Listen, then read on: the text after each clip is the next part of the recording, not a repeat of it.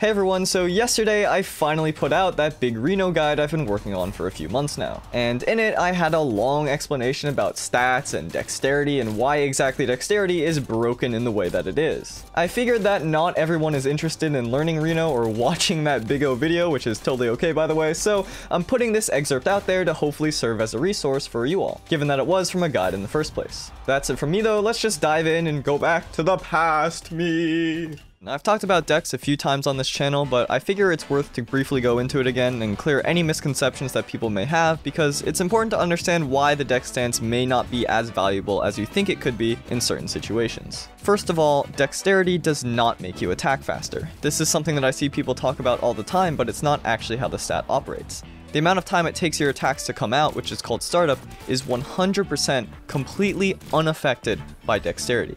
What Dex does affect is recovery time, which is the amount of time it takes for you to be actionable or feel unfrozen after using an attack. This gives off the feeling of attacking faster because in theory you can do something quicker, but in reality that may or may not actually be the case. You see, there are two different types of recovery frames, fixed and variable. Fixed recovery frames is the amount of time that every character has to wait before they can do something else. Variable is added time on top of that that's affected by dexterity. This means that the total recovery time of your attack is simply the fixed plus the variable. If that's confusing at all you need to know is that dexterity can change the amount of time you're stuck after using a move, but only up to a certain point, after which it won't change at all. Recovery time also comes into play in two different scenarios, on hit and on miss, and this is more straightforward. It essentially means that the game calculates how long you're stuck based on whether you hit an attack or miss the attack. Recovery time on hit is often lower than on miss with things like combo and string starters because that's what enables you to continue the combo, but sometimes they're the same value, it just depends on the situation. What's important to know is that attacks have fixed and variable recovery times on hit and on miss. This is what leads higher dex characters being able to sometimes have tighter strings. They recover from the first move a frame or two faster, so that means the second move will hit a frame or two earlier, thus making the gap smaller. This makes balancing things tricky because there are a lot of different factors into making strings feel fair between the different characters. Startup and recovery time and stun frames all need to fit together perfectly so that they keep the strings balanced while also making sense in other areas of gameplay like reactability to startup or fluidity in the recovery time. This is all to say that unlike every other stat in the game, a change in dexterity can potentially create massive game-breaking changes if it's not delicately fine-tuned along with everything else that it interacts with. This means that Dex is often in a spot where it either only has a very small effect to a very select scenario, or is almost a necessity to pick because of how it alters your character. Unlike an FPS game where dexterity may find itself in a stat where you can reload slightly faster, which certainly may improve your combat ability but doesn't change the fundamental design of the game, in a fighting game, each individual frame has direct connection to a specific sequence of interactions that define how the game is played out, so coding it has to be extremely precise and dealt with on a case-by-case basis. Obviously, that's not to say FPS and fighting games are better or worse or anything. I think most people get that, just, gotta be clear because sometimes people are weird. Although picking a stance may seem like a minor decision before starting up a game, it can have huge ramifications for how the game will be played out depending on the character and on the context. Because of this, consistency is one of the most important factors in deciding your stance, which is why speed and defense are valued at the top, with strength not that far behind. Speed affects every aspect of the game. Your neutral, your ability to punish, your ability to evade hits, your ability to get hits, edgeguard, recovery, it increases your offensive power, defensive power, survivability.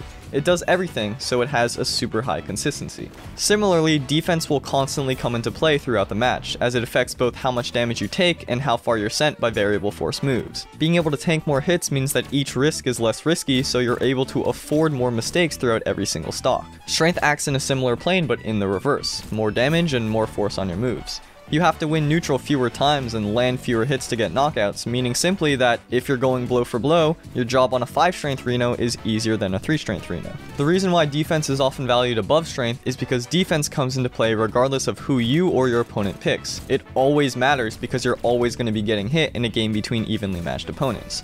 Strength, on the other hand, can sometimes be somewhat circumvented by specific character signature kits or string abilities. Remember, consistency is key, so having a defense buffer that helps out in every match may be more valuable than an increase to strength that may or may not even come into play because of your character's other attributes. It all depends on the context, and there are definitely scenarios where strength is the better pick, but it's just a general guideline. So that brings us back around to Dex. Dex is by design more inconsistent than every other stat because it doesn't universally affect every move. It isn't a slider that you can just point at and say, oh yeah, this is happening 20% faster, or this lets you live 20% longer. It's much more affected by the individual scenarios and combinations of weapons. The question I always ask myself before locking in a Dex stance is basically, is the scenario where the stance gives me its benefit significant, and is it common enough to give up the consistency of one of the other stats? If the answer is no, which it often is, for example, if an increase in dexterity only reduces the recovery time of when you land a ground pound on the ground, something that almost never happens unless you play a select few weapons, then it's probably not worth picking up. If the answer is yes though, then yeah, I'm more than happy to give up a strength or a defense stat here and there in order to help bolster my gameplay in other ways. Dexterity isn't something you should just avoid like the plague, it can be incredibly useful. It just often takes the knowledge or experience to know when those specific situations apply. In the current state of Brawlhalla, these situations tend to be fewer and further between, which is why you often hear people, and me included, valuing lower dexterity, but don't get it mistaken, dexterity isn't bad, it's just often very inconsistent. Whenever I talk about dex though, there's always a group of people that like to stir the pot, I guess is the term, in a not so nice way that I will not emulate here, but they basically say things like BMG needs to fix dexterity and they need to make it increase your attack speed, or they need to make it so true combos should be gated behind dex, and you know, we need to feel like picking it matters. But the problem is that many of those solutions fundamentally break the structure of the game, like I was talking about earlier. When a one frame difference, which is literally the smallest unit of change that you can possibly implement, can turn a character that was never seen in top 8 to one that's used by the best player in the world to help win a major LAN event, that's a big deal. And it's also not hyperbole, by the way. That literally happened with Lin Fei. She got access to a 3-hit true combo with 9 dex by a reduction in 1 on-hit recovery frame to down air. This caused dare sidelight downlight and dare sidelight endlight to be completely inescapable, meaning not only that every single dare led to major guaranteed damage in a dodge read setup, but every Katara loop got an extra cycle or half cycle because of the lack of dodge frames.